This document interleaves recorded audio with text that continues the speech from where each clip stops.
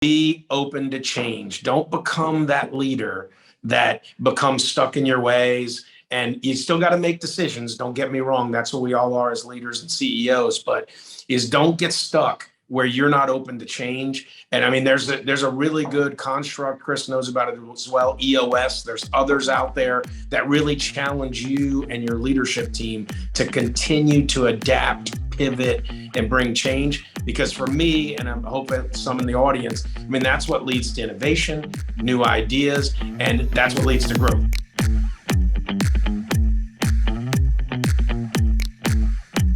So today on CLevel, I have a really good friend of mine, Charlie Dino. He is the CEO of AcquireTek. Charlie, welcome, man. Hey, Chris, how are you? Thanks for having me. Yeah, thanks for being on. So I'm excited for today's episode because, you know, there's a lot of things that have gone on during the pandemic, and there's actually been a lot of mergers and acquisitions. And so today we're going to be talking about how that affects data and in the tech space. So before we get into all that, Charlie, let's get some of your background. Yeah, sure. I was born in New York, lived there till about 12, moved to Atlanta, been Atlanta for a long time. East Coast guy. East Coast. Everything's New York, except I went to the University of Georgia. So those on the podcast audience, sorry if you're not a Georgia fan, it's all good. And then I was with GE, ADP, and then a company called Recall, and then Iron Mountain. Recall and Iron Mountain are where I did a lot of IT acquisition data integration. And so we started AcquireTek 3 years ago, going 3 years strong, and trying to do things a little differently. We were trying to do it from the aspect of having been those that went through the good and the bad of acquisition integration, especially from a tech perspective. We're kind of doing what we learned from that and then learning from our client engagements as well. So. Yeah, and so there's a lot involved. I mean, there's a lot, you know, people don't realize, you know, especially first-time business owners, they have a business that's growing and successful. They're ready to acquire their next company, but sometimes you just don't realize how much is involved. So talk about that process. Like, what does it look like when somebody, you know, is looking to acquire another company and merging all that stuff? Yeah, sure. So the very first thing is due diligence, right? I mean, you want to do your due diligence, which is encompassing, you know, looking at quality of earnings and financials, looking at the IT inventory, what the systems look like, the human resources. I would argue that human resources are very, very important in the due diligence. So you'll go through that due diligence process. Once you get to that point, where we typically come in is we do a lot of assessments around the IT space. We've done a few around the finance space. Those are typically the two that seem to be not looked at as much. As soon as that due diligence is done, typically we'll get involved when an LOI, letter of intent, is put in place. So you as the acquirer have put the letter of intent in place on what you want to acquire, and we'll come in and help with an assessment. And that assessment is based upon a couple different things. One, some Six Sigma methodology to look and see not only from a systems perspective what you are obtaining, but also how those systems are generating efficiencies from a process perspective, repeatability, profitability, very, very important. We put all that together, and then we really challenge the acquirer as our client to look and see, so what are you acquiring? And really give them the mindset that, hey, these are assets you're bringing in. Look at them as assets. You know, what do you want to keep? What don't you want to keep to bring into synergies? So that's basically when the integration starts.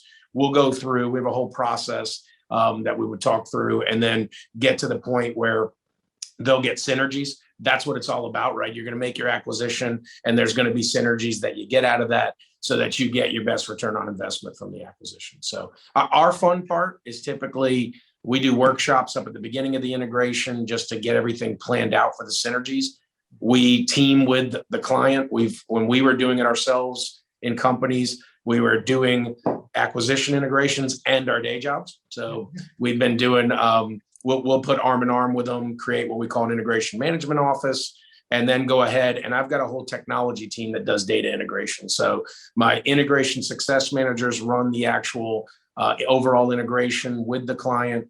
Our data team comes in and starts doing data integration. One last thing to mention is we leave about 5% of our process customizable. And the reason for that is no acquisition is always the same as the next acquisition. So allowing that customized portion of the process, we allow the client's spirit and their industry to get into the integration so it gets done quicker, faster, and they get their ROI in record time. So yeah, because I mean, I'm sure, I mean, with anything in technology, you have no idea what you're going to run into until you're actually in it. And that's right. so that's interesting. So you're actually putting together a specific specialized team for that client, for that industry. Because I'm assuming like every single industry is going to be different, attacking it in a different way. So how do you work with your clients? Like how involved are you in the due diligence process and working with them to make an acquisition successful?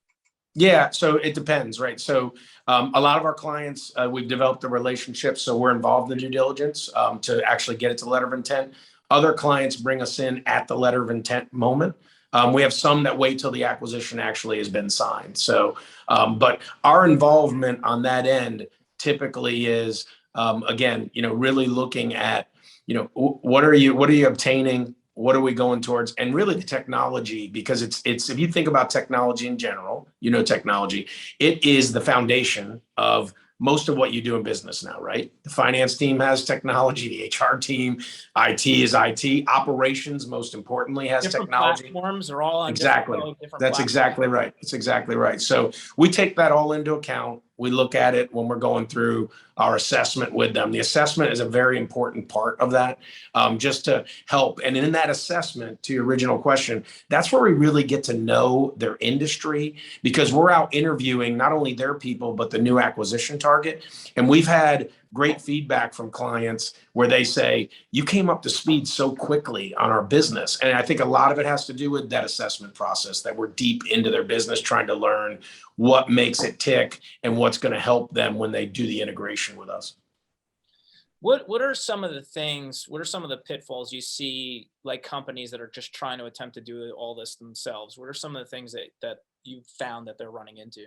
Yeah, so great question. So the first one I just mentioned a second ago, having lived it, is that typically you'll go in, you'll acquire, and then you're going to put the integration on your executive team, whatever region of your executive team, or if you're an entrepreneur, your leadership team, or yourself, right? And so doing that and trying to run your business at the same time, what happens is you'll get it done, but unfortunately it'll take a lot longer, just because you're trying to run your day job, you've got objectives for the year, plus you're trying to now integrate this new acquisition. So that's where we typically come in and advise and say, hey, listen, we'll go arm in arm with you. The strategy's there from our standpoint. You can customize in, and then we can get it done quicker together. So that's the first one. Second one is that typically, and I get the reason, is you're looking for synergies, and you can get a big synergy around real estate, and then unfortunately or fortunately, human resources.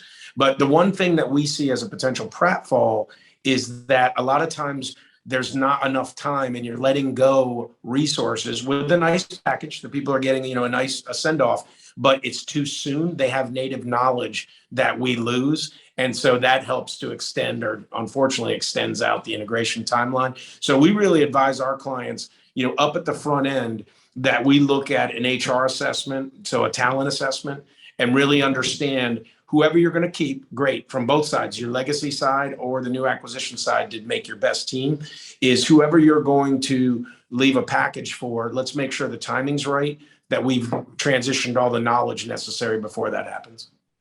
Wow, that's awesome. And it's such a great point too, because, when you're CEO and you're, in the C-suite, you got to focus so much on not only the day-to-day, but then, as a CEO, what's in the future. There's so many things that you during an acquisition, it makes sense. And every leader knows this, is to surround yourself with people that can take that workload off of you. Yeah. Right. And so that's really, really interesting. And I definitely see that as a much needed service, because, you can't lose sight of what you're doing day to day. Right. And so that's awesome. So we're seeing, obviously, with the pandemic, right? And there has been a lot of, obviously, movement in businesses. There's been a lot of businesses that are going up for sale. There's probably a lot. Have you seen an impact, in the clients that you're taking on? Have you seen an influx of more acquisitions over the past year or so?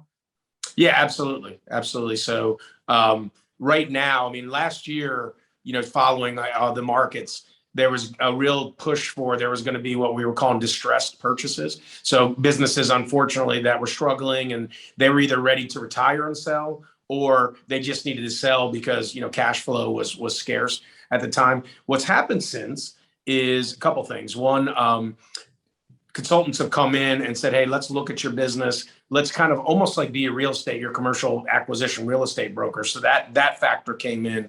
And then also what's come in as well is we started to come out of the pandemic, right? So some of these potential, what they were calling distressed purchases, are now getting healthier. Now, with that said, we're seeing tons of activity. I figured it was going to happen in the second to third quarter, and here we are. And we're getting a lot of activity with current clients, prospective clients. And so we've been preparing for that, not only from technology investment perspective, but also from new talent perspective. We've been very lucky. We only travel like maybe 15% of the time because of the process we put in place. So we've got a lot of talent because of that, just because in the past in the world, everything was travel. And we've been doing, even before the pandemic of 2020, we were doing a lot of our acquisition integration, program management, and data integration via shared software, such as we're on right now. So that was kind of cool. We were prepared for it. Did I know we were prepared for it? Of course not. We knew a pandemic was coming. But that's really helped. So, I think what we're seeing with our clients and prospective clients is they get that fact, is maybe you do need to be in person, 15, 20% of the time, but the real haul of the work can be done via project calls, in person, looking at each other like you and I are. So that's really what we're seeing as a big change coming out of the pandemic. I think a positive change. If you think about travel costs during an acquisition integration, they're really high typically. And so it doesn't mean you still don't travel. It just means that you're going to be able to get some savings there around doing it via the shared software, from a video perspective. So. Totally. Yeah. Are you finding that, because of what we went through, that just technology is just going to continue to increase and there's going to be more and more data out there, just because of the world that we live in now? Yeah, absolutely. Absolutely. No doubt about it. I mean, listen, if there was anything with all the bad that came from the pandemic, we can all agree there was some good that came from it because we all had to adapt, right? It was a pivot moment for those of us like yourself that are entrepreneurs, CEOs. And the pivot was, how do we get these things done with us not being able to travel into certain countries or states at the time, or working from home, et cetera. I mean, I can tell you, I think you and I talked about this off camera, is that, I mean, we had an 18 country, none here in the North America, South America region, integration in flight when the pandemic hit. I was literally leaving on a Sunday for London. And if you asked me as friends, so how are you going to do this? I would have said, honestly, I don't know. We're going to figure it out, but I'm a little nervous. 18 countries without traveling, and we got it done, right? So a lot of that was shared software. It was also new technologies around being able to ping servers, which were there, but we took it to a different step to make sure we understood the inventory from an IT perspective in each of the countries. It was getting smart hands in other countries to go out and look for us and then get back and share. And that we came up with a process for that, because you really need to understand the questions to dig deep to understand it. And then also we're using something, and I tell all of you to look at it. It's something called Smartsheet. It's a very powerful software. We started to use it even more so during our pandemic transition to where we are now, where we're opening up. So definitely technology has changed, and I hope everybody in the audience, I'm sure you adapted. We had to all adapt, right? Well, I mean, that's the key thing, especially being, in the position of CEO. You almost have to have this ability to, you try to see things into the future, right? You try to see things, but sometimes there's a wrench that gets thrown into it, right? And nobody was predicting any of this. And when you can adapt and change, and I'm sure that there was a lot of other businesses out there that were in the middle of a big deal. Matter of fact, we were actually moving into a large studio like a week before. Actually, no, it was a week of. We closed down right when we were moving into our studio, and so immediately when we went into our studio, everything went under lockdown. we immediately had to pivot, right? And I think a lot of other people, a lot of other business owners and CEOs, they have to realize that you got to make that pivot, even during the middle of a big deal, right? You just got to figure out how to make it work. Yeah, no, I just saw something that just said, and I think it's true from a technology perspective and our world in general, is the next 10 years, think about this, is going to be like the last 100 from a change perspective. Yes. From the Industrial Revolution to now, the next 10 years. So we're going to have to be able to adapt. So it's cool, but it's also get ready. Like if you need to embrace change management, adaptability, et cetera. So the pace that we're moving in technology, it's so fast. Like if it's people don't realize like how quickly, since the birth of the internet, everything, you have information at your fingertips, right? And things are just moving so fast that the moment you start to fall behind, it's going to pass you by. Exactly.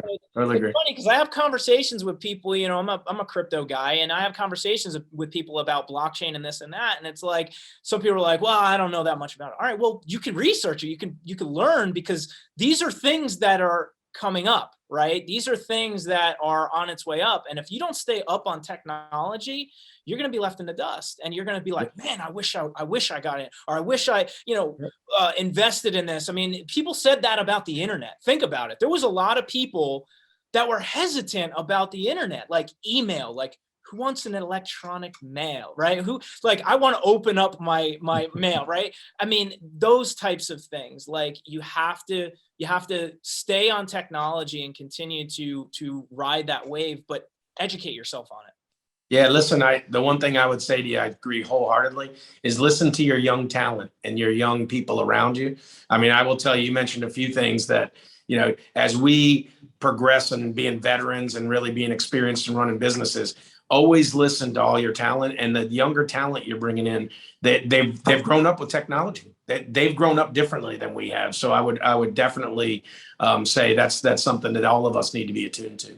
Especially if you're scaling, right? Like Yes. you will look to see where the younger audience is headed, like what is going, like what are they doing? What are they accessing? What are their interests? Because that's where we're headed, right? It's not always going to stay the same, and we've obviously, me being in the movie business, like with Blockbuster, and what they didn't make that pivot, because they thought that, hey, everybody loves going to a Blockbuster and seeing their neighbor and buying popcorn, right? Like this was actually some of the things that their executive team said, but that's not where the industry was going.